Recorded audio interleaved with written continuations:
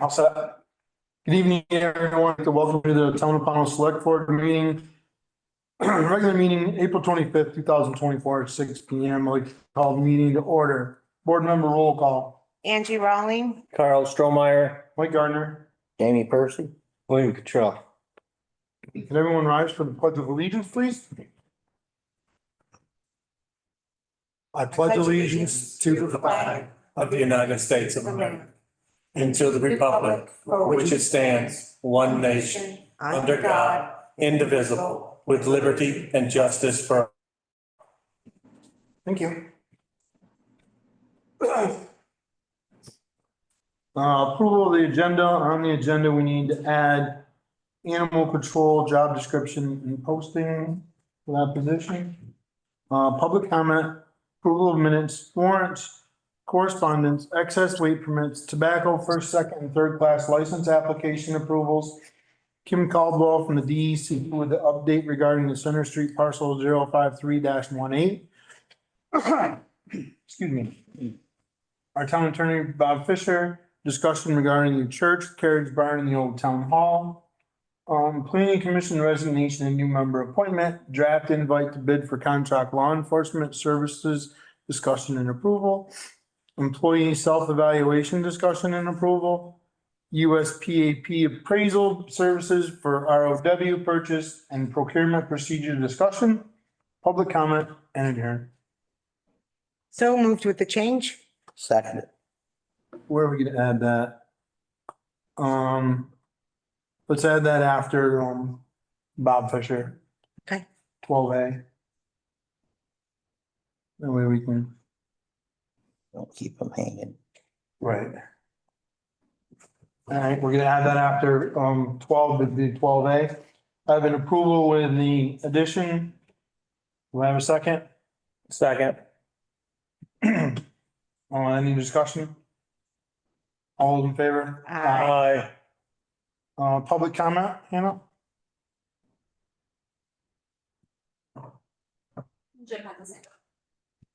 Somebody's coming. Okay, whenever, honey.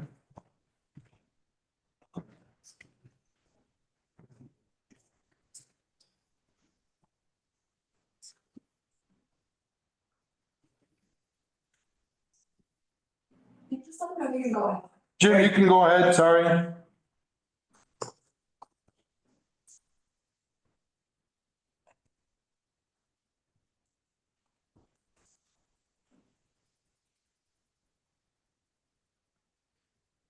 Is he muted?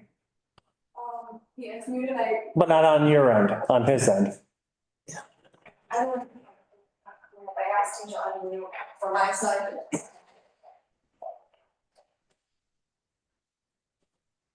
Can he type if he needs to type? Jim, can you unmute yourself? That's what it's stating on our side. Maybe he stepped away. Or I guess step away to miss the opportune time. if it's not working, Jim, you could try the chat also. Oh, I was looking unmuted now. I'm wondering if it's an error with his connection, because he did unmute now. Jim, can you hear us? We can't hear I you. can hear you. Can you hear me? Now we Now can. we can. Oh, okay. I'm sorry. Jim Kosas, North Mason Hill Road. Hey, I was just curious. I was looking over some of the past minutes that I could find, and I saw in the April 11th select board meeting, a letter that came from Darcy and also mentioned about the decertification of something at the mobile home. I was just curious, is that a select board motion that should have been made, or because it has nothing to do with the general road, should that have really been under the sewer commissions to approve? Thank you. On the decommission? Yeah. I asked Darcy if which way she wanted to do it, and she said it's always been done in select board meetings. But we act as a sewer commission too, so. That's fine. I was just curious. Jim, would you, because I don't wanna, That's more on a found in a window on Green Island. We say it was found at our home on Lafayette Street. Please tell us, Anakin, Yeah, What is that? it was, yeah. It was another Jim. He said thank you. Oh, okay. Jim, we can answer that. If you send that question in, we'll answer that question in an email back. I don't wanna get away from what we tried to do here and not get into a question and answer, but there's a definite answer for that on why we did it that night. We can send that right back to you tomorrow. Please and thank you. Any more public comment, Hannah? Okay, approval of minutes of April 11th, 24. Select board meeting. Second, Any corrections on those minutes, additions, questions? I have a motion, I have a second. All those in favor? Aye. Minutes of April 18th, special select board meeting. I just have a correction on number 2 line, board. Brian Harris and Jamie as not here. I think that might have been an autocorrect because Brian isn't on the board anymore. So could you please fix that? And I believe I was here. Yes, you were. Everybody was here that night. Yep. Right. Thank you so much. I have a motion. Do I have a second? Second it. Any more discussion or corrections? Saw that too. Thanks, Angie. You're welcome. All those in favor? Aye. Warrants. Accounts payable April 19th, $29,053.86. So moved. Second. Any questions? All those in favor? Aye. Accounts payable April 26th, $45,900.99. So moved. Second. Any questions, corrections? All those in favor? Aye. Payroll, April 19th, $11,323.22. So moved. Second. Questions on payroll, corrections? All those in favor? Aye. Payroll, April 26th, $11,193.50. So moved. Second. Okay, I have a motion, I have a second. Any questions on payroll? Nope. All those in favor? Aye. Okay, correspondence? None tonight. No correspondence tonight. Excess weight permits? Nope. No excess weight permits. First tobacco, first, second, and third class license application approvals. Okay, so like we did before, we'll do these all separate. This one is Dollar General Retail LLC for a second class license. So moved. Second it. Any questions? All those in favor? Aye. There's another Dollar General Retail LLC for their tobacco license. So moved. Second. Questions? All those in favor? Aye. We have a first class club license for the American Legion Pownell Post number 90. So moved. Second. Any questions, comments? All those in favor? Aye. And lastly, we have a third class club license for American Legion Pownell Post 90. So moved. Second. Any questions? All those in favor? Aye. That's it. That's it. So, presentation from Kim Caldwell, the DEC, on an update regarding the Center Street parcel. And I believe Unicorn Management's in as well. Sarah, is that correct? Yes. Okay. Unicorn Management is the property management company that is, if I'm not mistaken, they're the ones in charge of what's going on there, right, Kim? Unicorn is the environmental consultant that works on behalf of American Premier Underwriters. Okay. Good to see you, Kim. How are you? Yeah, good. Thanks for having me back. I'm doing well.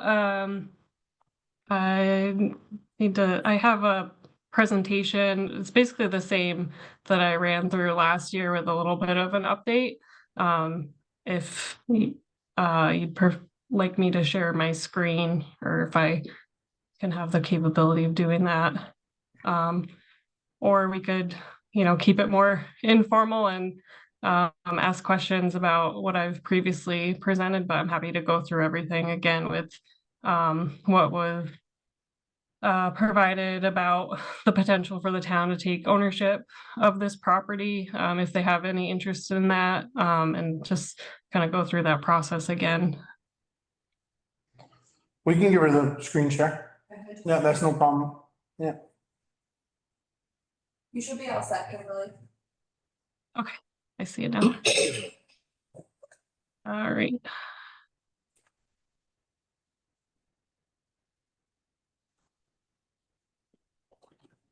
All right.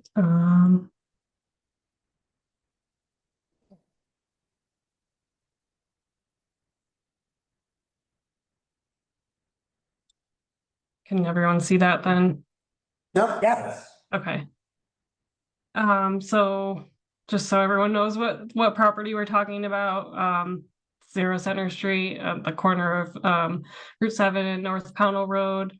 Tonight I just wanted to give you an update on the site status and again discuss the potential transfer of ownership to the town of Pownell and what the process would look like if you were interested in doing that. And I would talk specifically about the municipal liability exemption agreement, our umbrella program, which is the Brownfields program that offers state liability protection, and just a touch on a phase 1 environmental site assessment and what that would entail as well. And then just to refresh everyone's memory on what's going on here, the site is contaminated with per and polyfluoroalkyl substances, also known as PFAS, the most common of which on this site is PFOA. Water and Wire operated their plant number 3 at this location in the 1950s, and we know they used PFAS as part of the process to coat wire with Teflon. And so EPA first did a study in 2016 to look for contamination here based on the knowledge of those wire coating activities. The state and EPA did some investigation for a while, and then in early 2020, American Premier Underwriters started conducting the work with their consultant, Unicorn Management. And so from that point until today, there's been a lot of work done to characterize the soil and groundwater here and on this property and surrounding properties. I think we're at the point where we have a very thorough understanding of what is going on in soil and groundwater. I've received the latest report just this week from Unicorn and in the process of reviewing that. But this just shows you a snippet of the most recent monitoring that was done last fall. There was quarterly monitoring done for a while after the most recent monitoring wells were installed to see if groundwater had migrated beyond the property boundaries. And so we have that pretty well delineated.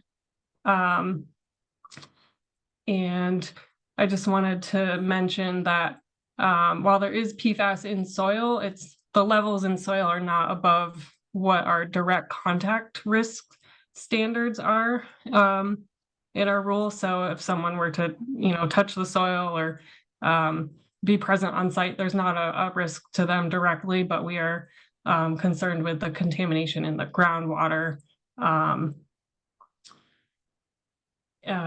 And that the groundwater contamination is above our current standards. But this just kind of shows you a little bit that there's a plume kind of just north of the former building foundation on the site, and groundwater is generally moving toward the north and northeast. And this is there's a map here of shallow groundwater and deep groundwater. So we're seeing higher levels in shallow groundwater, but a little bit in deep groundwater as well, kind of more localized. So as I said, I'm in the process of reviewing this most recent report. from UMC, but we do anticipate that the next step will be what we call an evaluation of corrective action alternatives. So to look at what the options are to do any cleanup on this site. And so our rule requires that the responsible party look at multiple options, and there's 11 criteria listed here. Everything from the feasibility of the different cleanup options to the cost to, if it requires long-term monitoring or other site restrictions. And so there's a few different options that Unicorn has indicated that they are proposing to look at. That includes excavation of the soil hotspot. So actually removing some soil from the site if it's still a source to continuing groundwater contamination. And they'd also be looking at some other options, potentially treating groundwater, removing groundwater and treating it and then putting it back in the ground. PFAS is definitely a complicated contaminant. It's not something that is easily remediated in the way that we can think of like petroleum contamination. So aside from really using carbon like you do for treating your drinking water, there's not really a lot of technologies that can be used to treat PFAS in the ground. And then I would just mention that all of these options, whether there be any limited excavation or treatment, we do expect that there's going to be long-term monitoring of groundwater and potentially some institutional controls to make sure that any reuse of the site is not going to exacerbate the contamination or change the conditions in a way that would cause people to be at risk to what's here. So that's what's coming up next once I go through that report and respond to it. And then we'll, work with Unicorn to look at these options for cleanup, and they'll propose what they think is the best option. And if DEC agrees, they would write a corrective action plan to implement that cleanup or whatever is decided. And there's a public comment process that goes along with that corrective action plan approval. So I can pause there. I was going to move on to the process for the town to take ownership if they're interested in the liability exemption programs, but I can pause if anyone has questions about the status of the site or what's coming up. So my question would be, how long of a process would this take? And would the town be able to put it back out there in the tax as revenue for economic growth? In terms of doing any corrective actions on the site? Yes. I don't know at this point. That would be something that would be looked at as part of this evaluation. So they would look at the time frame for all of these options, for any active cleanup and then potentially the long-term monitoring. So I can talk a bit more about if there is if the town does take ownership and they enroll in our brownfields program, there are ways to get liability protection even before a site is completely cleaned up. So if there's still long-term monitoring at a site, someone who has a certificate of completion and on a site where all the active remediation is done, there could still be continuing obligations in terms of long-term monitoring that's occurring, but there would be liability protection in place that could transfer to subsequent developers. And that certificate would outline all of, the continuing obligations of the site. I know that doesn't really answer your question, but there's, we would expect to know more about timeframes once the ECA, the evaluation of corrective action alternatives, is completed.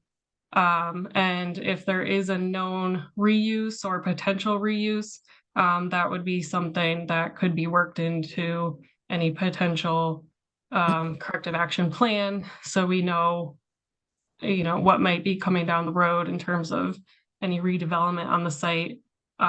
It's typical that any cleanup happens in conjunction with redevelopment, but there's definitely ways where, those can happen in sequence and one after the other.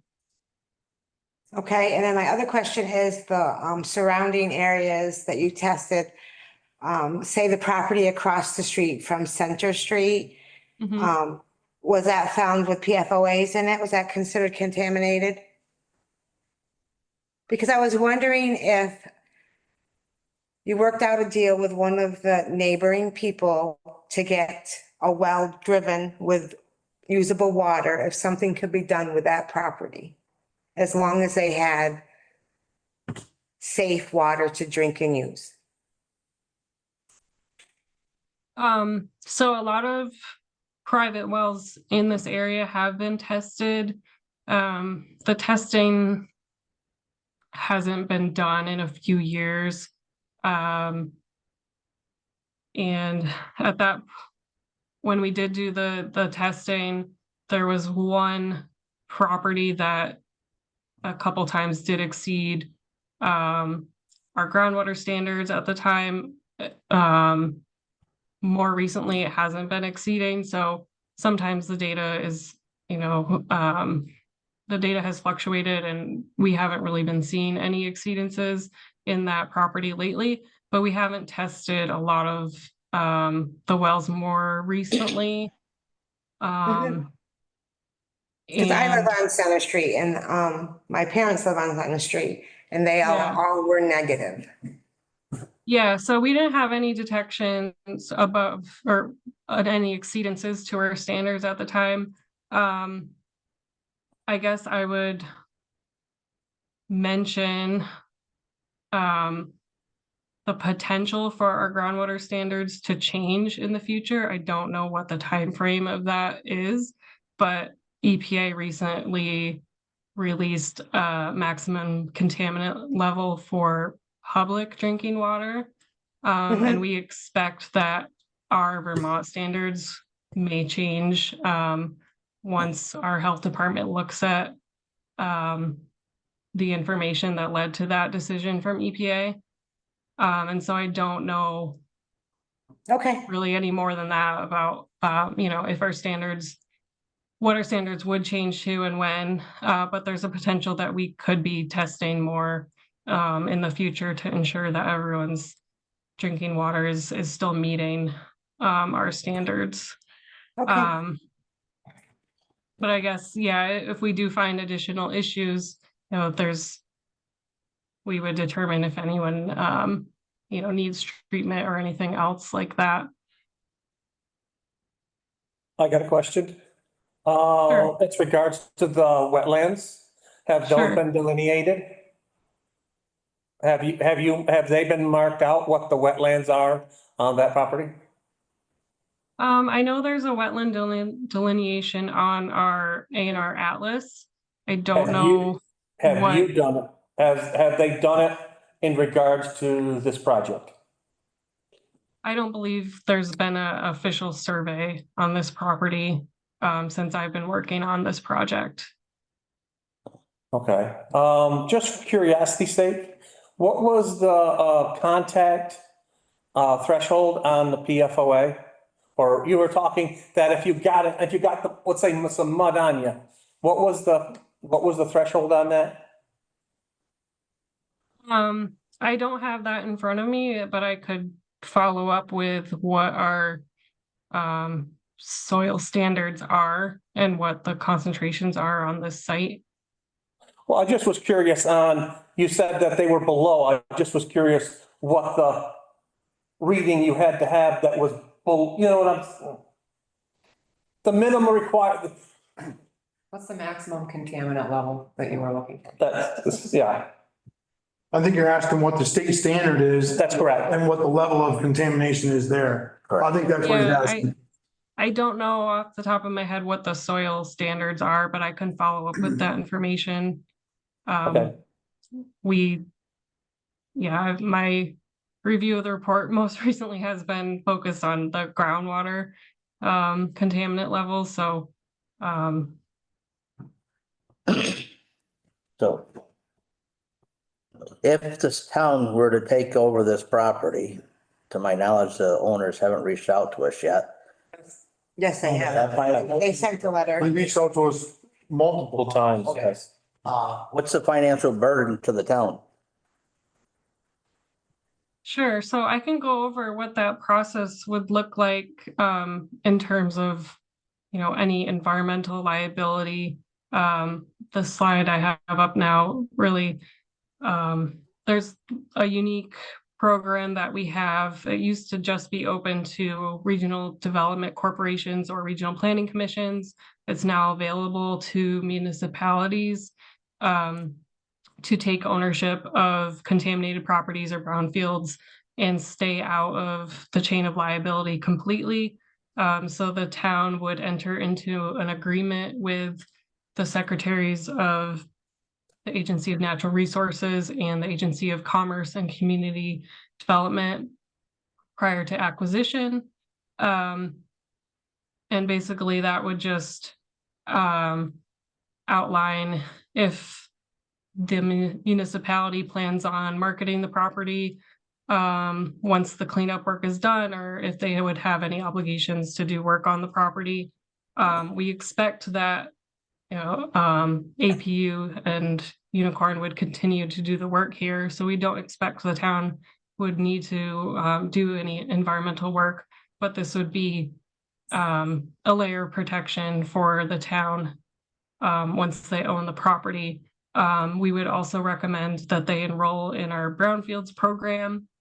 So if something were to change, like I said, I don't expect the responsible party to stop doing work, but enrollment in our brownfields program would allow the town to have access to funding should anything change.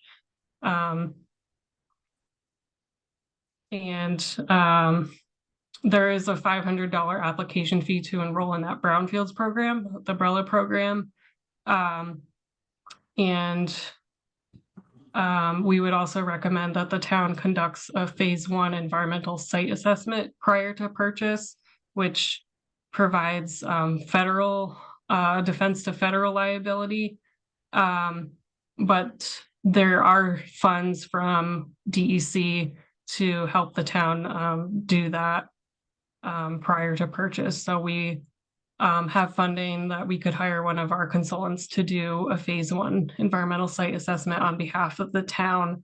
And that would look at, basically it looks at the history of the site and all of the environmental issues on the property. And basically is a document that provides a defense to federal liability. And it's what we recommend to anyone buying a potentially contaminated property. But again, it's another added layer of protection. So the time frame for all of that, the phase 1 would take a couple months potentially. I said here up to 90 days.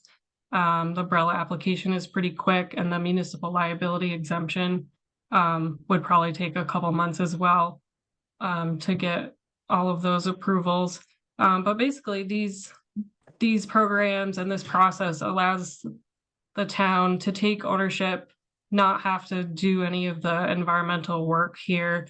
And then when the cleanup is done, or all of our requirements have been completed in terms of addressing the contamination, the town could either keep the property for themselves or transfer it to a developer at that time. And at that point, you know, we would know that the contaminant issues have been addressed and what any of the longer term obligations are in terms of monitoring or site restrictions on the property. I got a question on the money aspect of this. Mhm. Is the federal money guaranteed? Because Um, we'll be taking possession of it if the money, for some reason, who knows, dries up. Is the town then responsible for the cleanup?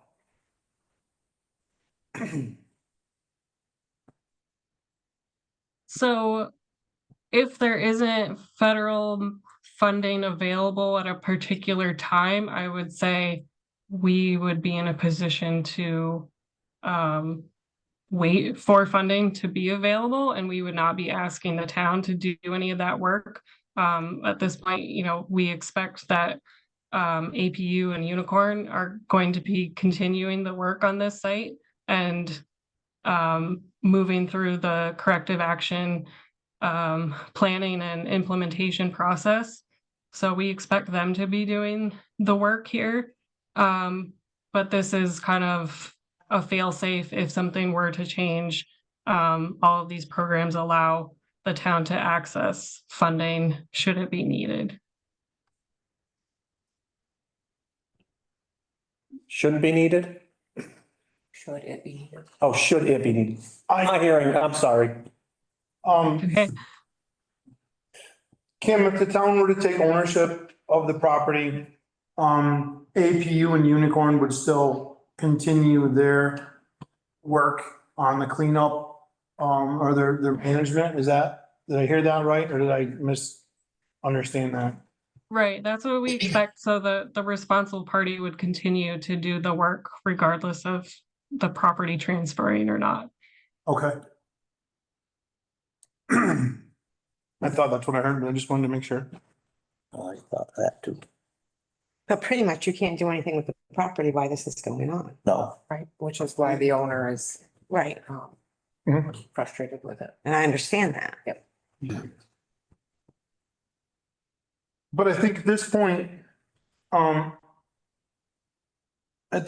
Kim, would the current owner,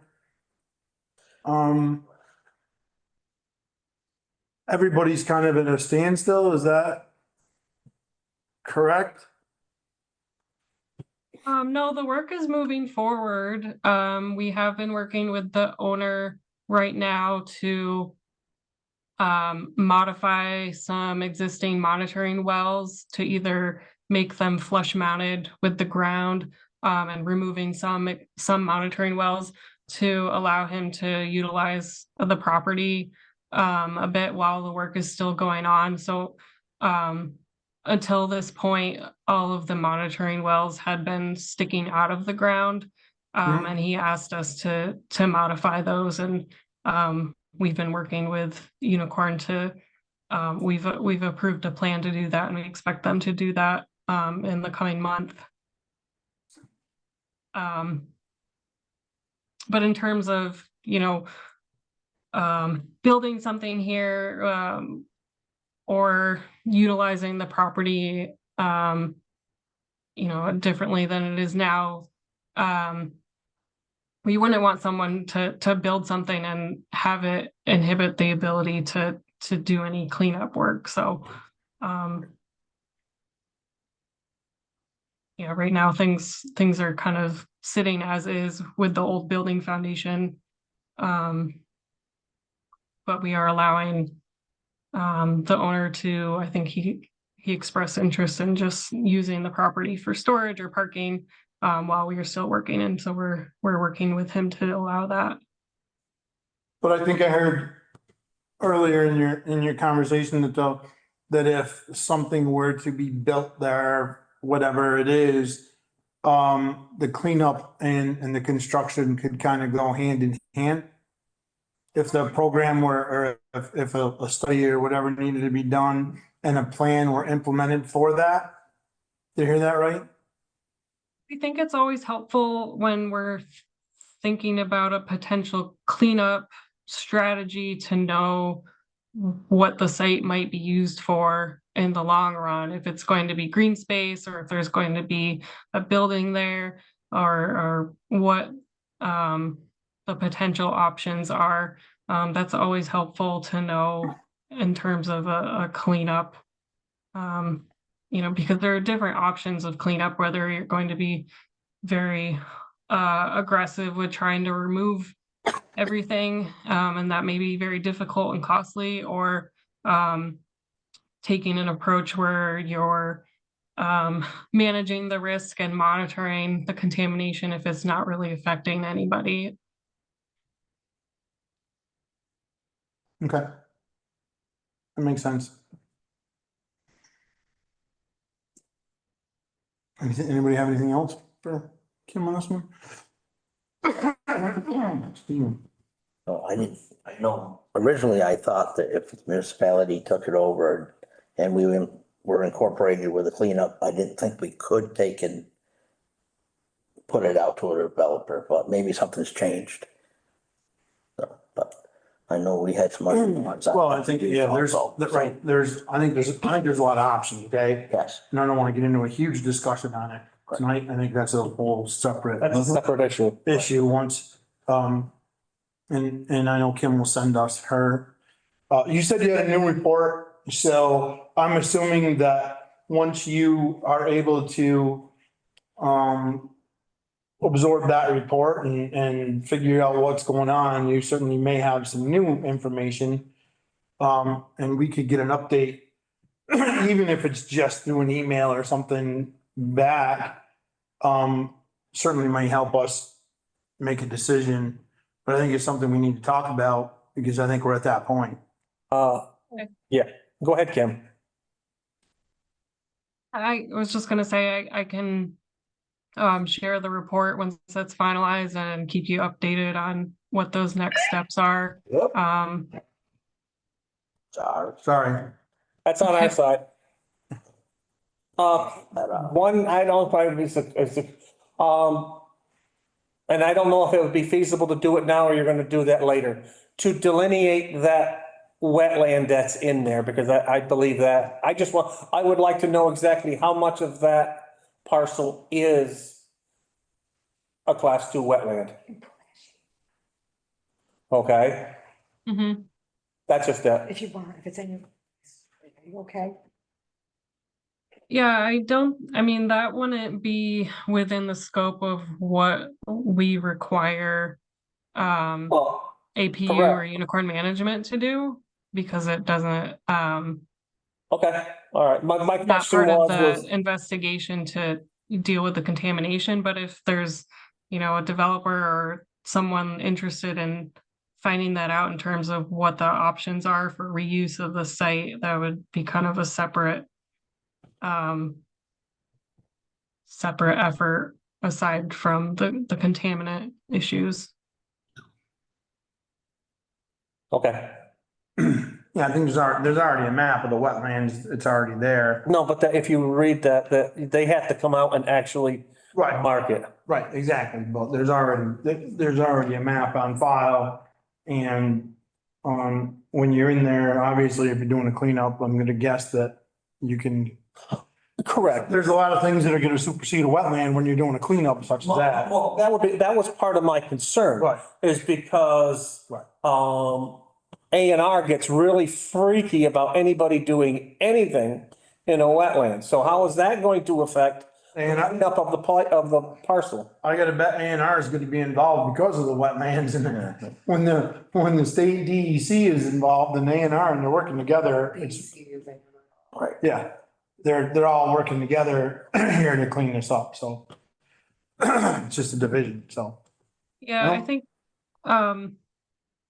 to my knowledge, the wetlands are primarily on the south and east of the property. I don't know if any of the cleanup options would potentially impact the wetlands. That would be probably something the consultant would look at during their evaluation of options and if they would need to, work around those wetlands or select a cleanup that doesn't impact those at all. Anybody have any more questions for Kim? Not at this time. I think just getting us that updated summary would be, very helpful and, we can move forward or whatever we're gonna do with that, And I think this is certainly something that we need to actually sit down and discuss, as a board. Yeah. That's where we're at with it, so. Thank you for the presentation, Kim. Thanks for your time. Sure. Feel free to reach out with additional questions and I can send you more information as well and we'll be in touch. Thank For you. sure. Thank you. All right. Thank Thanks. you, Kim. Have a good night.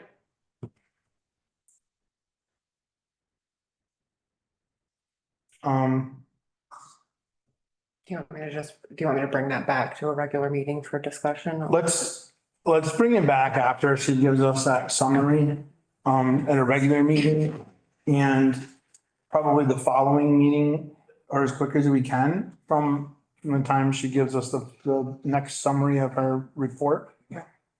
And we may even want to just, we may want to schedule a meeting specifically for that discussion Okay. that night because, I'm feeling, I don't know what you guys are feeling, but I'm feeling that we probably should have some, at least allow for some extensive public comment. Yeah. On that situation. Yeah. So we may just want to do a special meeting just for that. I'd like to know some of the options of the cleanup and how long it would take. Well, I don't think they have any I idea. don't think they have a clue. They discussed some of the options for cleanup that Unicorn is going to present to the DEC, but Right. the DEC will decide which is best suited. Right, but they must have a rough idea of the length of, I don't think you're gonna have an idea of the length, not a clue. Okay. That's just my gut, but all right. I mean, let's wait for that summary. Let's bring it back as a specific meeting. Special meeting just specifically for that with and allow for, I won't call it a public hearing, but we'll allow. Informational hearing? We'll allow for some extensive public comment that night. Give the town a chance to talk about it and at least throw in their 2 cents. Right? Okay, which brings us to, Bob Fisher. Discussion regarding the church carriage barn in the old town hall. Hello, everybody. Hey, Bob. Hey, Bob, So with regard to the church and the old town hall, Hannah and Mr. Strohmeyer and I spent some time going through old records, deeds. Mr. Strohmeyer was very helpful in getting us copies of old historical documents, etc. And from my standpoint, the long and short of it is that it appears to me that the town owns the land and the town certainly has an interest, no doubt whatsoever, in the basement area of the meeting house or the church. And I guess what I need to know from the board is what is your overall goal here? And what do we need to prove for various grants to help with the property? And then I can probably go more into detail on different aspects of that. But I think I need a little bit of what your goals are. my goal is personally to see the building fixed and kept up and not disintegrate and fall into the ground. And I would also like to know if we could move forward with having a budget line of people donating money and actually keeping track of that to help with the fix up of the building. Okay, certainly from the from the upkeep, there needs, I'm gonna split that into three different segments. One, from a select board standpoint and budgeting, you can budget certain things for the repair of that building because the town has an interest in the building. Number two, nothing would prevent an organization to be formed, let's say Friends of the Meeting House. It can be created as a 501c3 for the purpose of people donating, making charitable donations that would help with the upkeep of it. And then I think, as was done many, many years ago, the church actually did reach out for members to put up money for repairs as well. So along that last line of thinking, I think that the select board and the officials or the board of the church really should meet to see what can be hammered out with regard to an agreement. From my perspective, the best option would be for the church to absolutely quit claim any and all legal interests in and to the building and the property.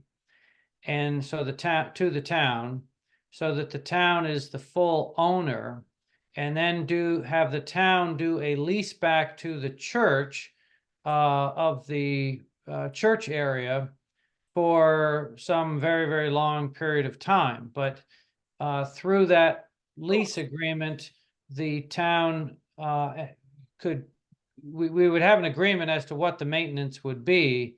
But given that the town would be the overall owner, it would be easier for the town to keep the property maintained if that's the major goal. I'm on the same page with you. So my goal, Bob, when I got on the board initially, it was kind of a pet peeve of mine, so to speak. The church is an absolute iconic building in the town. There's hands down, first off, just the building itself. Secondly, it overlooks the entire valley. So, I think through no fault of anybody's, mostly because it's a pretty good sized building that requires a lot of upkeep and maintenance that's been, I think, a little difficult to keep up with over the years. So we talked to, when Rebecca was in here, Angie and I met with some of the church members, and we tried to get a grant to see what we could do. I think you were in that meeting, was right? Yes. Yeah, it was a while. Yeah, it's been a while. So, and if I'm not mistaken, the biggest problem with that grant was we couldn't define ownership. Is that, you remember I that? think Rebecca clarified that. It was basically, we just were at the bottom of the list and I said, try that next year. So, but I think in a conversation, and if I remember right, and I may be wrong, in a conversation, I think that was part of one of the problems is we couldn't define ownership in the building. So that people didn't know who they were giving the grant to, basically. Just a point of correction, the actual church did get grants found jointly with the town in the past successfully. Yeah, I'm going on, Lily grant was. yeah, I'm basing it on what we did in 2020, because that's what I was involved. We also were told at that time to file again next year because the monies for the historical grants are given for project specific monies, and the grant proposal that we wrote at the time was a little bit too big. They like something narrowed down, like if you're gonna work on the windows, they want a smaller, like a target grant like that. And at the time we were asking for, a major steeple fund grant, which is, you're talking like the difference between say 40,000 or 100,000. That was the problem that I remember also, just to add more to your question here. So, go ahead, Tara. From my standpoint, it wasn't necessarily the grant, the confusion of ownership. That's what if, so we own the downstairs or we have rights to the downstairs. What if we want to make a change downstairs that the church doesn't necessarily agree with, or vice versa? What if they want to make a change that affects the downstairs? There's a lot of overlap of things with the church because it's so confusing. And when I first started, it has been confusing since I started. And I'm afraid that if we just leave it as it is, 20 years from now, we're going to be in the same position of what is the ownership and researching it all over again. So that's sort of where. And that's true.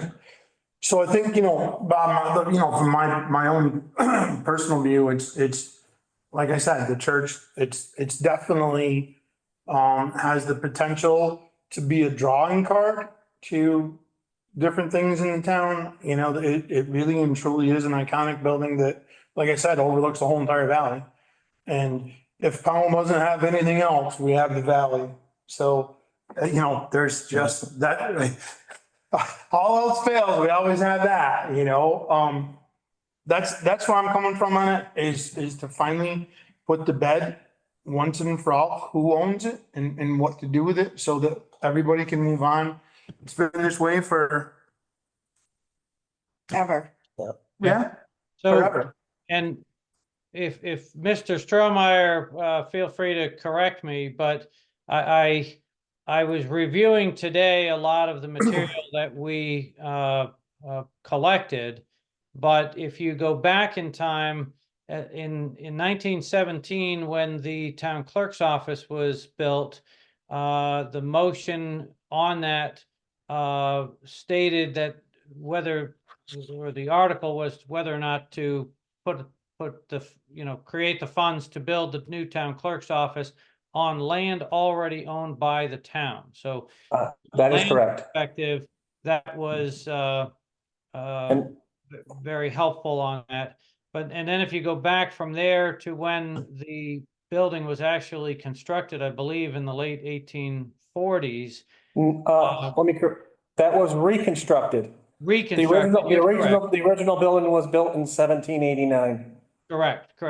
But then it was reconstructed in the late 1840s, and the records around that time were quite good because not only was the church going out for money from its parishioners, but the town was doing subscriptions, etc., and taxing for the improvements to the church. So as it got built, the town was definitely using its power of taxation to build it. So all of that, and it's kind of tough just to build the downstairs and not the upstairs. I mean, it's all one big building that in the mid 1840s, everyone was in agreement it needs to be built. It just wasn't really set down as to who owned the entire building. It was pretty clear that the downstairs was for the town and the meeting house and to have town meetings there, and the upstairs was for church purposes. But it could have been much clearer as to the actual ownership of the building. And to me, that's what we need to hash out in an agreement with the church. And I haven't had any conversations with the church officials, but happy to enter into those if the board wishes us to. Well, I think that's our next step, is to sit down with the officials of the church, because we haven't done that yet, really. No one has. We haven't had any meetings with our elected officials. So I do think that's the absolute next step, so that we can all sit down together and figure out the next course of action, because I don't think it's anybody's goal to get rid of the church. So I think it's the exact opposite. Is to keep the Save it, church there preserve for Preserve it. my grandkids and their grandkids and whoever else that goes into comes into town. And that's the absolute goal, the end goal for us, for the board. And I know it's I know it's the goal for the church members too. There's no doubt that everyone has the same goal. We just need to come there. Does the church have a fairly healthy population or of parishioners, Congregation, members? sure. I don't think any church in Powell's got a huge congregation, and we're not Lakewood like Joel Osteen, but I would say we've got a pretty solid group that definitely is reliable. And I think they're very consistent when I drive by on Sundays. It seems like it's the same cars for sure. They're very consistent. There's a lot of members who are members or affiliated members, and sometimes affiliated members still support the church. Right. They live far away, they don't go there every week, or they go on Easter and Christmas, you know, so there's things like that, so. Yeah, I think it's pretty solid, Bob. Membership, I would say, but Yeah. not. Yeah, I think it's a pretty solid membership. I think she's absolutely right that, you know, a lot of their parishioners were Pownell residents that are no longer Pownell residents that are still affiliated with the church because that's where they went to church and weddings and whatnot, and group. I mean, that's right. friend over the years, of course. That's right. Yeah, I think that's quite similar to many other towns that have that classic Vermont meeting house or Vermont church type building that historically has been shared between the town and the church. And it's to me quite ironic as an attorney because our nation is based on the division between church and state. And yet when you go back into the histories in the late 1700s, early 1800s, if you looked at your select boards, they were almost identical to your boards of the various churches. And so these meeting houses were a great example of that. Let's build one great big place and let's have the downstairs be used for town offices and town events and the upstairs for worship. And it worked beautifully, except for, you know, here we are a couple hundred years later and want to make sure we can do the upkeep, but you don't have, it's not like you have an absolute fresh deed on this that says the town owns it such that, you know, for these grants, I think some of these programs that have the grants do want to see actual ownership. So it would at the very least be good for the town and the church to come to agreements on that. Okay. So happy to work on that. And I don't think for tonight's meeting, we need to go into the details of the articles and the proof and the motions and the historical documents that we collected. But when we meet with the church, we should really share between both organizations all of that information. And my thanks go out to Mr. Strohmeyer. He was a fantastic help on material I never would have found. I think Tara has a couple of questions. Two things. You haven't mentioned the carriage barn at all. So the carriage barn, there was a deed from a Mr. Niles, I think, to the trustees of the church back in, I'd have to switch to a different screen here to remember the date on that.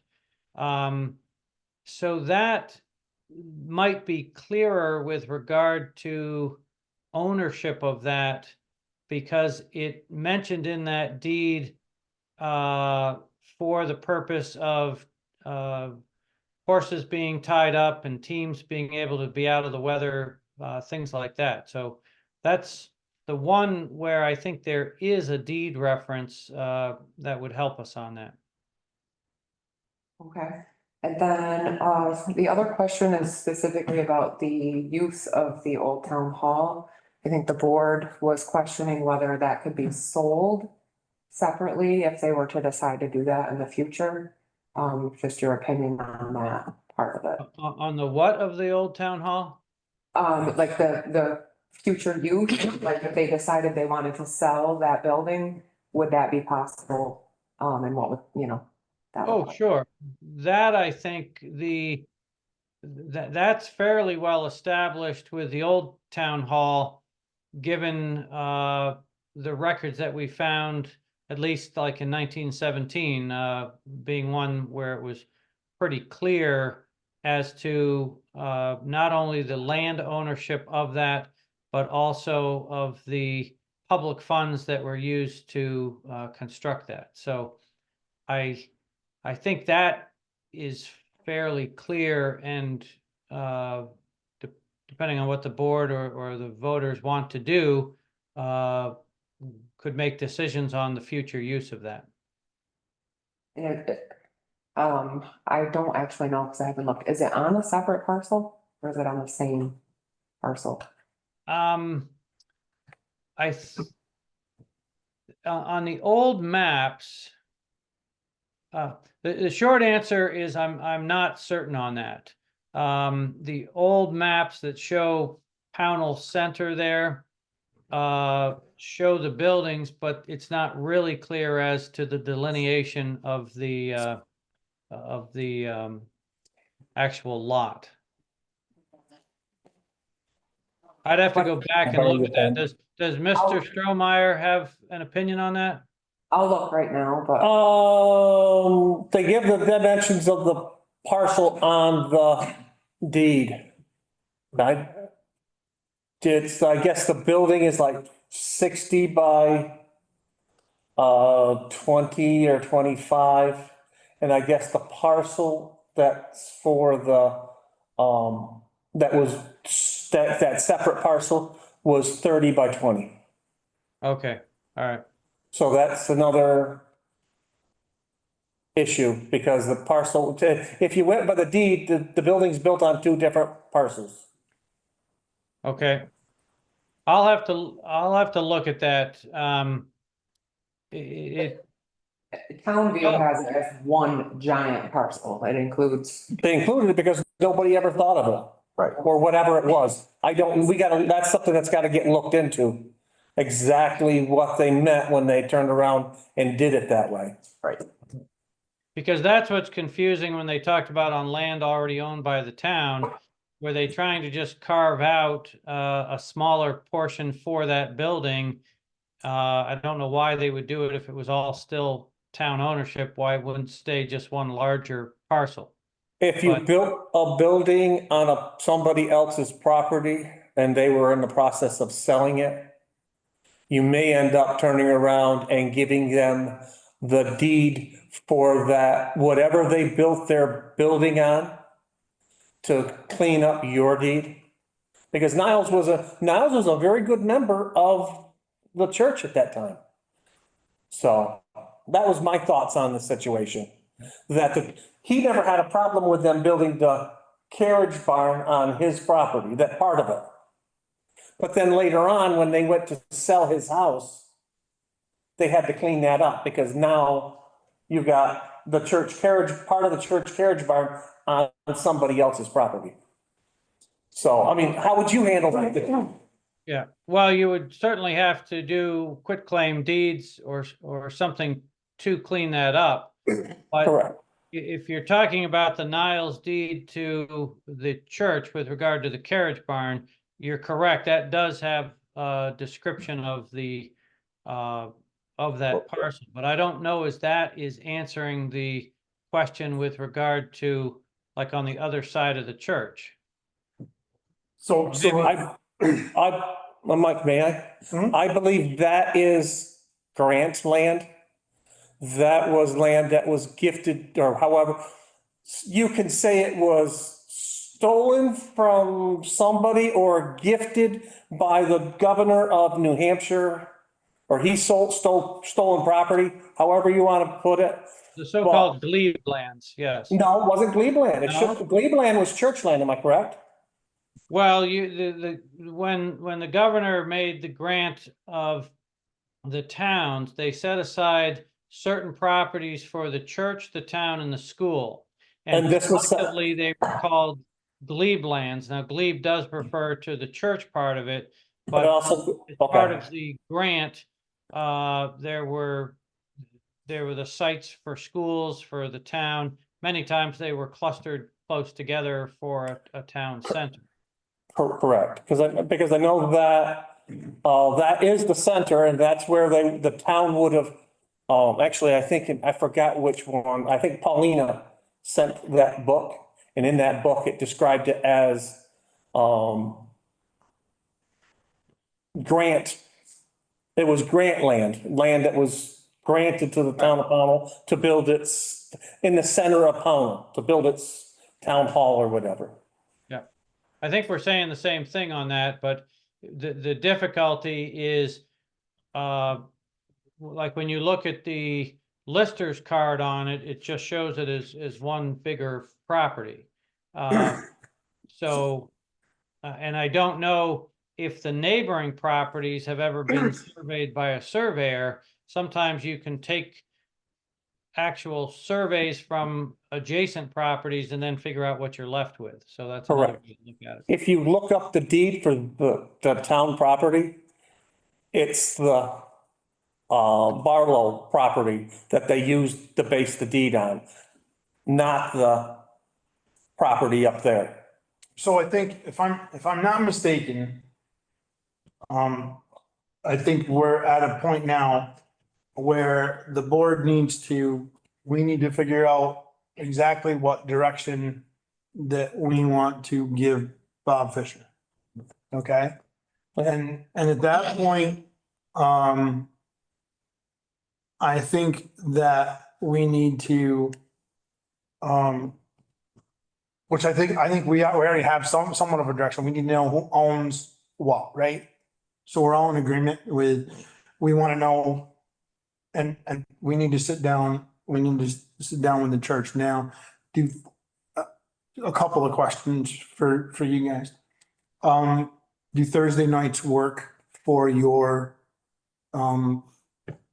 membership or whoever, your board of directors? I don't know what you call your board or whatever, but. It's called Church Council Governing. Okay, there you go. Would Thursday nights work for a meeting for your church council? Or would another night be better? Need some advance notice because everybody. Right, obviously. And today we just didn't Mhm. have notes. And that's fine, right, right. Yeah, Thursdays are good. Thursdays work. Okay, so if we were to schedule a meeting 2 or 3 weeks in advance, would that be enough? A month? You tell me what you would be most comfortable with. I think a few weeks would be good, you know, Yeah. Reach out to everybody and. see and what's we up. would definitely reach out to as many people as we could that Well, for have sure. historical stuff, because I can't remember everything, you know, I know that there's other people who remember stuff better than me. Right. So, Um, and we've got so much, we would have to kind of gather our paperwork together because we're talking a lot of decades of paperwork. Yeah, so I think where we're at is we're gonna ask Bob to get a definition of ownership as far as the town hall, the carriage barn and the church from his standpoint. And then we'll come back and we'll meet together and try to figure out what the best course of action is for the church council and membership and for the town. Does that sound reasonable? When I schedule with Bob, do you want me to schedule the whole board? Or do you want to assign a couple of board members? But it's a Thursday night though. If Thursday night, we might as well do that the right Thursday, Thursday. but Right, but she's talking about, I'm just trying to be conscious of the fact we have lots of Thursdays scheduled out. Right, we do a far, lot of, No. I can, But we can always work with like a Tuesday or something else, maybe if that is possible. Okay, okay, and whole board.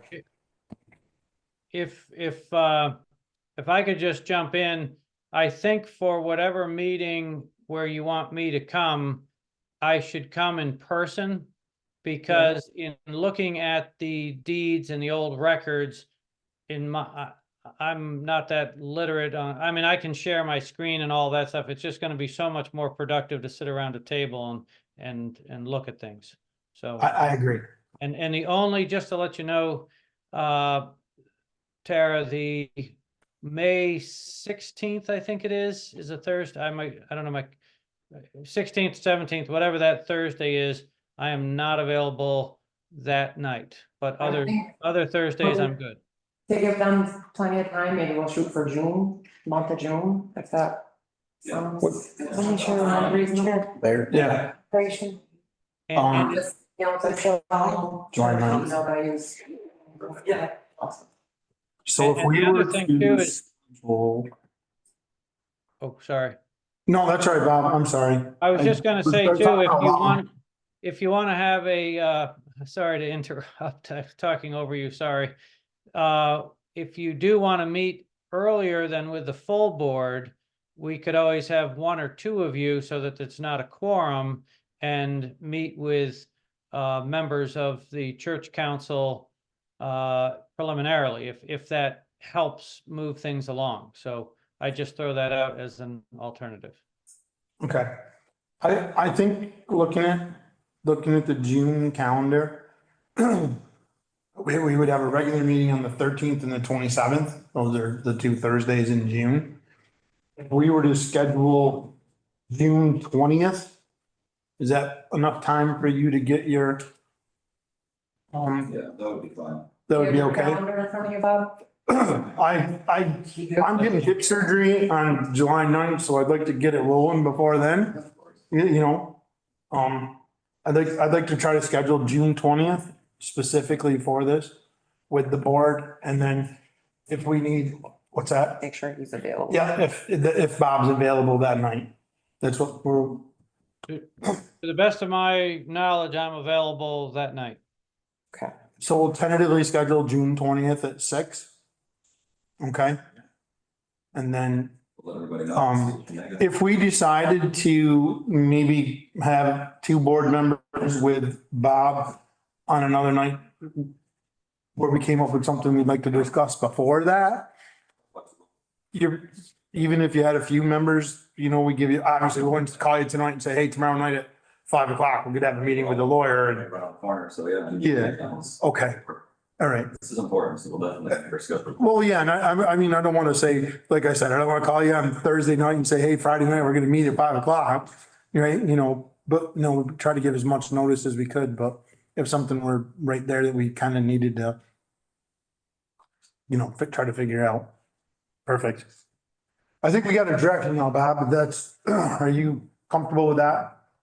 That's absolutely great. And it can all be worked out. We just need, we need to get to a point where there's the clarity so that when we're all gone 100 years from now, everybody knows, how the property is owned and what the maintenance requirements are. So Wouldn't it have been nice if somebody did that prior?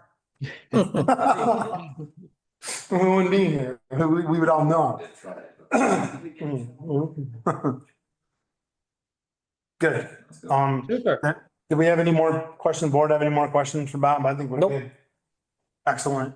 Thank you so much, Bob. Thank you, Bob. Oh, you're very welcome. It's your meeting room there is really great. Such a big improvement over the old one. So Oh, for sure. have a great evening. You too, Bob. Thank you. I think we're on the right track. Mhm. I think we're on the right track totally here, so. Before I die, I would love to see the steeple back on that church. So the, So I don't want you to think that we're trying to do anything negative. We are not. No, we all agree, building definitely needs a lot of maintenance, and it just clarifying things and figuring out who can help cover what. I mean, we have funds to cover things, but of course. we don't have a picture, we have. That's a pretty major building too, right? But we do actually, just FYI, if anyone's watching and wants a good contractor, we do have funds we've raised for 6 years or more to do the facade anyway, And the roof. which needs primer and start the roof, and the Yeah. roof, That would be So- priority. It'd be nice to get that done in summer, because I know, I think there was a leak we had fixed, but just, it's nice, sort of looking at it from here, you can see the patches. Coming up the mountain every day. I really believe that Every that day. church is, it's a draw, if nothing else. It's something that the residents of the town of Pownell, as they should all their churches anyway, but this one being right in the center of town and overlooking the valley is just, it is it. Yeah, and In my mind. This new building with the park with this, I agree. We're Yeah. definitely on the same page. We're on, we're all, my church for 16 years. I went to Sunday school in the basement of both that did, you know church, okay? So My kids were baptized there. I was. I've got a little vested interest, I guess, too, so, Sunday school in the downstairs. Yeah, yeah. There's a lot of community And then, events. yeah, in the basement of the church, you know, went to Sunday school. so please don't think of it as negative. Please think of it as a positive. No, we are. We know. I could see the fear on your face. Well, Tara has everybody's contact information that she needs to get in contact with everyone, so. Good, we're on the same page. This'll happen. This'll happen. We'll make this work and be an ample, thing for everybody at the end. And that's everybody's. Did you reach back out to Josh Miller for the painting? I don't know. I've never received any. Oh, well, we did at one time. We had a couple of years ago when we were trying to get, We would really like, I would personally love to see a painter so we could do this scraping and priming at least, because that is so important for bare wood. And we know that there is pieces of wood that need reconstruction and stuff, all that, but you know, I mean, I painted Dolan, so that was a start.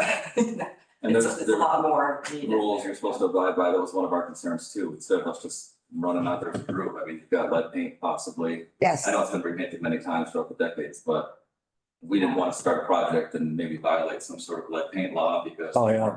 So we really wanted to have an expert come in and tell us, and we did reach out to one guy and he said it really seems confusing. I mean, he talked about tenting off the whole side of the building, but some of it's vinyl siding and then it's a project that's really best left to an expert. Yep. I'm gonna text Josh Miller right now, just because No. Josh is, he's. He did it the only painter- back when Rebecca was here, and that's when we were trying to get the grant and it didn't come through. So maybe he could come and give you another estimate. You know, one of the grant issues they said was they didn't like the vinyl siding because of. It's historic. I see something. Yeah, Right. historic preservation, they loathe. Yeah, because I've had issues in Bennington with a house that had that. And thankfully, it's only if you look at the building, it's actually only on two sides, so it's not as big of a project to remove it. And Right. you assume the wood underneath looks somewhat decent or it's fixable, so. That was definitely one of the issues that Rebecca had been told Right. by the grant committee, like, hey, it's tough to get a grant for a historical building that's got modern plastic siding on it. Or whatever you call it, vinyl. I just sent Josh a message to see I see him periodically about the painting the church. Okay. And we had a guy that possibly could do the roof. We had a quote a couple years back, and I'm sure the price has gone up considerably since, but I think it was a 2020 meeting. We had talked about the whole thing done. I know, a roofer that lives in Halifax. Good. Kind of owes me a couple favors and he's a pretty good roofer and Yeah, I may call him one of the favors to see what we can do with him, so. the roofer said it wasn't a complicated project. I Yeah. mean, look at the roof, there's no. But once you pull, the trick is with a roof, it's not the roof.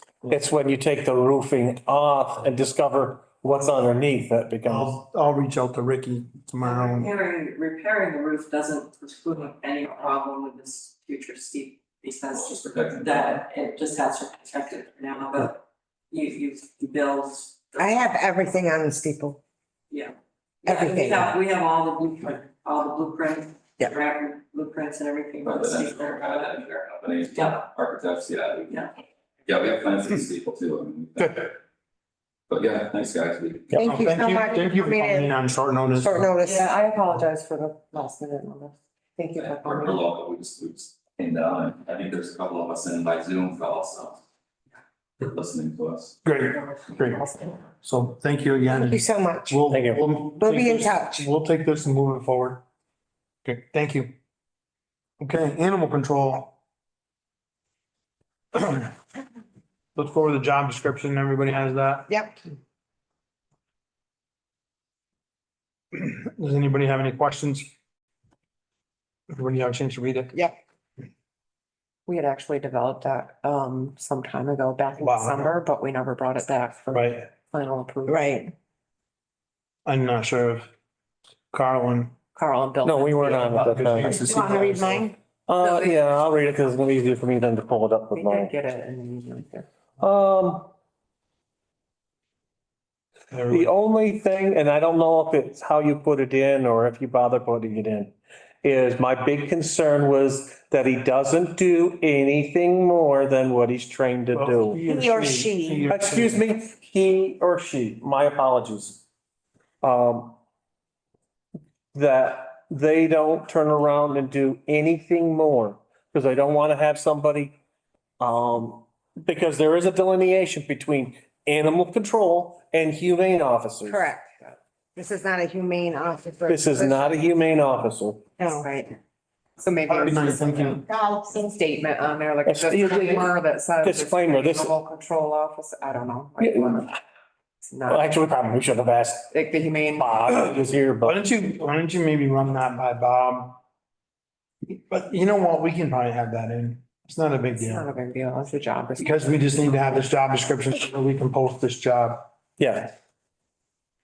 I didn't even put anything on here that was, No, I thought But it we was already- perfectly I fine. think it's, Except for I was we thinking, already hashed this out once. what's that? Anything that needs to be added other than the humane. yeah, I would say that this is not a humane officer position. No. That requires Without training. training. Okay, I mean, if they already are one, that'd be great, but Oh, well, depending on I what you don't want know. to, Yeah. what the board wants to do with the Right. animal control. Right. officer position, exactly. And what they want to give them for duties. Yep. Yeah, I'm not sure we want to get into the humane. I don't think we want to get into I don't that. think so We wanna either. keep it I simple misspoke. on what we're I'm doing right sorry. now. Agree with you 100%. No, that's true. Just, So do we have any more discussion on the job description for animal control officer? well, That's good. make a motion to accept it Approve it as read, or is it presented? as written Are and we, you gonna add the other stuff before we approve it, or are we just gonna? Just gonna write it down? I think we just leave it like this, simple and. Yeah. But then I would be happy if, when we finally get an applicant, that they are going to sign, that they will sign something that they will only do what they're trained to do. right. Right. Well, then the That's job, gonna cover our butts too. then the job specification. Right. Correct.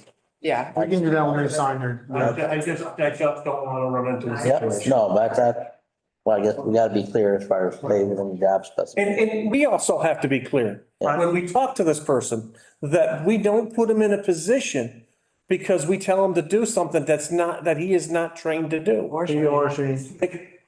He or she, I'm sorry, I've been on the farm too long. Yes, The you have. individual. Let's go. Get with the times, Carl. I have a motion to approve the animal control officer job description as written. Do I have a second? Second. Any more discussion? All those in favor? Now we need to post that.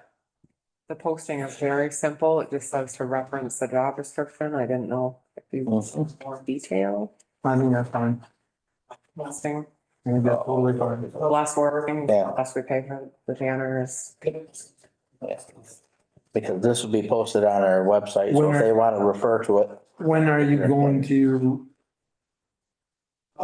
Probably sooner the better. I'm thinking tomorrow we post. And then how long do you want to leave it open for applications? 2 days. I'm hoping somebody comes in 2 days. You are such an optimist. Well, I was hoping, So right? our current animal control officer is done May 11th. Just, okay, Which brings me to the question.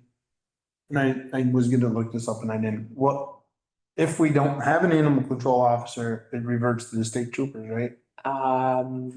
Please tell me this. Can we find It out? might be you. Can we find out? I will find out. I will find out. Gotta be in the big book of, Because which I have, would you like to borrow? No, you can have it. I'm gonna delegate that down the line. okay, I'll look Joey's into that that part. chair, right? I can delegate that down. I'll post tomorrow and then we should probably let it run for 2 weeks. I was gonna say at least 2 weeks, yes. Okay, It would be nice to be able to close it on the 9th. okay. Maybe posting online, you know, that we might be in a transition and like kind of letting people know who to contact if Leonard's not around. Yeah, I'll find out exactly, Please. because I'm not sure if you guys are statutorily required to provide animal control. I don't think, because there's not a statute. Think so? I'm- Oh, you fill in, it's statutory, you fill in for the health officer. I don't. I'm What that. I guess that's, Well, some I guess towns that's don't have a ACO. I mean, that's- Bennington doesn't have an ACO. no, they don't. Shasbury doesn't have an ACO. Right. So I'm pretty sure it goes to It goes to law enforcement. law enforcement. So. Yeah, and I'm definitely not giving. Because I think Bennington's actually turning around and looking at doing I don't have a town. an animal control. Bad enough I use the zone. Because they're gonna build a kennel, on Little Road. Okay, Okay. planning commission, we're done with animal control, right? Sure. Glasses. Let's hope. Planning commission resignation and new member appointment. We announced that Fred has resigned from the planning commission. And we only had one interested person in the I did reach back out to him today. Okay. Bob Jarvis, I did reach out to say, hey, are you definitely still interested? Right. I'm assuming he is, but I haven't heard back. So I figured if you want to appoint him and he decides, no, I don't want it, then you can always just right. back out for. Right. So with Bob Jarvis being the one who did it, express interest in the planning commission, I would entertain a motion to reach out to Bob and offer him that position. And if he doesn't want the position, then we have to post it and move on with that. Right. Make a motion to, Contact Bob to see if he's still interested. Is that what you're asking, Mike? send Bob a email to verify his intents. If so, then his appointment will start with his acceptance. And he would fill Fred's term. I don't know when Fred's term would expire. Next year. Okay, yeah, I don't know. So he would fill that term. Correct. Do I have a second? I'll second it. Any more discussion? All those in favor? Aye. Okay, draft invite to bid for contract law enforcement services, discussion and approval. Yeah. Everybody read that draft? What'd you think of it? Yeah, I only have one question. Okay. Under the bid format, where number 4, it says, please provide detailed response to the following. Okay. Hyphenated, or how do you want to say, the number 2, provide areas of coverage within the town. Shouldn't we be stating all our town? Or are we allowing whoever's bidding to pick and choose where they're gonna take and provide coverage? That's the only thing that I think I just said, how would I put it? The town of Pownell? It says provide areas of coverage within the town. yeah. So I think I. the wordplay thing, I don't know. Yeah, I think I did that because what if there's an area they refuse to go to? What if they will not cover, I don't know, county road, just as an example? No, If they will not go on certain roads or areas. I think that's why I included that, but. okay, but that's my only thing. And I think that they should state that. Right, that's why. Because I think that would be part of my consideration on whether to accept a bid from that person or not. Right, if there's gonna be an area they refuse to go to, you should know that before. Should we know that? Because that might be an area where you want them to go and they decide they don't want to go there. Well, Right. That's a good point. That's the only question I had other than that. and this is just you explained it to me before. It's not a Contract, contract. It's just a proposal for a bid. it's a request for proposals or an invite to bid, which are the same thing. We're inviting Okay, all right. agencies to offer their All proposals. right. Okay. I've got it now. No, other than that, that's, And we might only get one, we might not get any. It really depends on, right. right, if there's any available. then we may get ones that we don't want. So, I mean, there's that too. Let's see, do we have?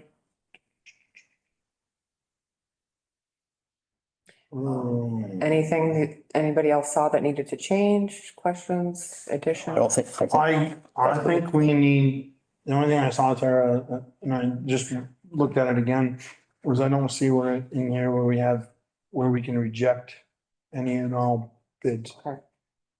So just add the disclaimer. Yes, it can go right there, it can go, Or on the fifth bulletin. Select Board of the town reserves the Yeah. right. reserves the right to accept or reject. oh, okay, I was looking down at the bottom, okay, yeah, so it's in there, that's fine. Move it to the end though, if you want it like asterisk. I just thought it would be down there, that's why I kept looking down there, sorry. I think I will move it to the end with like a little asterisk next to it. So the other thing I had where it says select board reserves the right to terminate contract due to unsatisfactory performance. I think in order to not run into a legal battle, maybe we should have after review.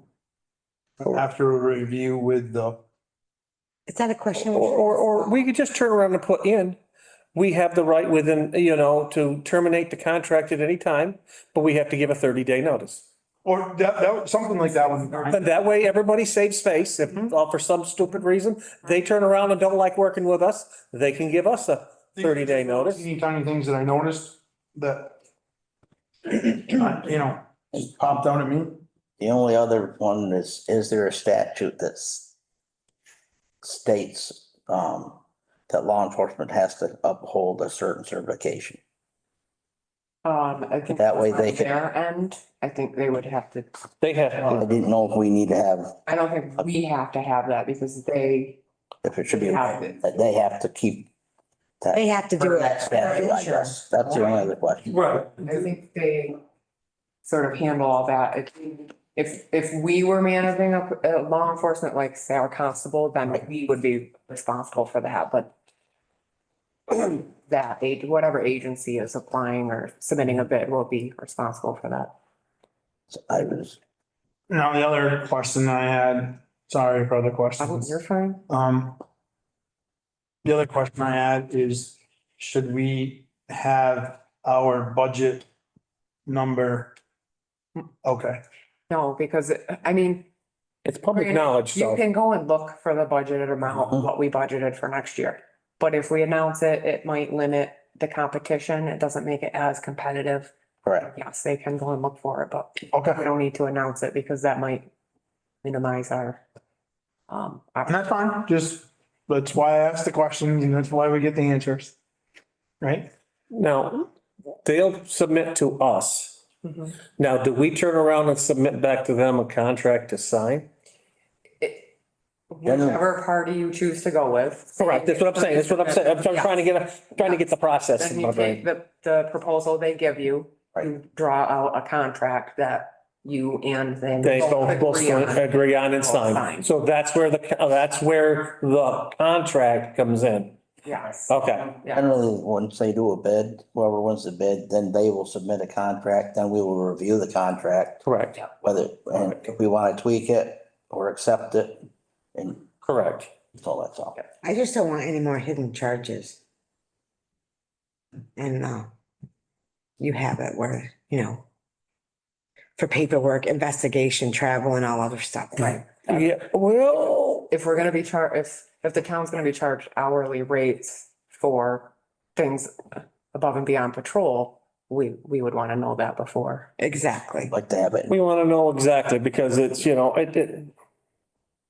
don't think there's I'm gonna go out on a limb here and I'm gonna say that there's no intention for a hidden charge. It's things that just aren't specified in the contract and, Right. right. But if we I think that was an appropriate word to use. That's, No, I know, Unexpected charges. there you go, I know that. that's why it's important Right. to have a very specific contract, Right. all right? To identify exactly what we expect of them, what they expect of us. Mhm. And not just say, well, patrol and. Right. I think so. I'm happy with this invitation I to think we're good bid. to put that out. Yeah. Just a couple minor changes. Perfect. Hopefully, The employee self-evaluation review. And we're really hard on that, getting all those little bubbles next to the numbers. I hope you were really impressed with it. because- I look at this and I'm going, yeah, I think this is exactly what we asked we're for. really hard on the little bubbles.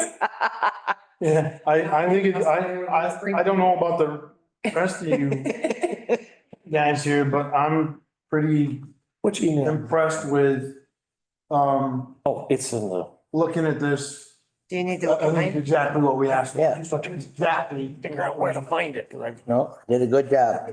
Very Yeah. good. Yeah, it's in the select board either. Yeah, I didn't see one single thing in here that Okay.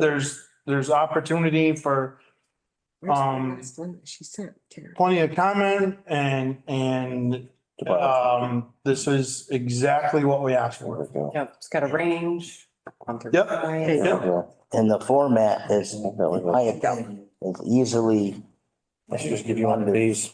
we did the send out like you had suggested for self evaluation and whatnot, then you could easily input job descriptions and so you could do, Yeah, the supervisor could do an evaluation yes. under these topics. It's exactly what we asked them. I wasn't here when you guys discussed this last time. Right. But this was actually a policy that was put in place like, I don't know, 5 years ago or so. We were It was trying, Approved by a different board, so now we're just kind of updating it and putting it back into use. I'm good with this. Yeah, I am too. I think it's, Any more discussion on this? Nope, I'm happy with it. Motion to approve this employee performance review. I'll make the motion. Self-evaluation, Self-evaluation. employee performance review. second it. Any more discussion? All those in favor? Aye. Okay, USPAP appraisal services for the ROW purchase and procurement procedure discussions. So this is really easy, just a formality. As you all know, we have BORIC funding for the land, our town forest land. And we need to, purchase the right of way, from Donovan, but before we can do that, we have to get a USP, it's a US standard practices appraisal, something like that, USPAP appraisal, in order to meet the grant requirements. Just to make sure I'm crossing all my Ts and dotting all my Is, I just wanted board permission to get quotes or estimates for that and then choose a company based on that rather than going out to bid because that process takes a while. And it might not even be over our procurement amount, but where I have to do that, but I just want to make sure I'm covering all my bases. So you're asking for permission from the board to move forward. the bid or To estimate. get estimates instead of going out to bid. Okay. So I make a motion to give our town administrator Our executive or assistant. executive assistant, thank you, to move forward with appraisal process. Second. Any more discussion on that? And this is for the purchase of the right of way for our land acquisition. Just so everyone's clear. Any more comment? I have a motion, I have a second. All those in favor? Aye. We're hoping for closing in May. Yay. Yeah, hey, That would be wonderful. Long time coming. Yes, we could wait a few more months and it'll be a whole year. No, by July 1. We're good. we're good. It's exactly. Okay, public comment. Do we have a public comment, Hannah? No hands? No public comment? I will entertain a motion to adjourn. So move. Second. Any discussion? All those in favor? Aye. Thank you, everyone, for attending. Yes, thank you, everyone. Have a good night.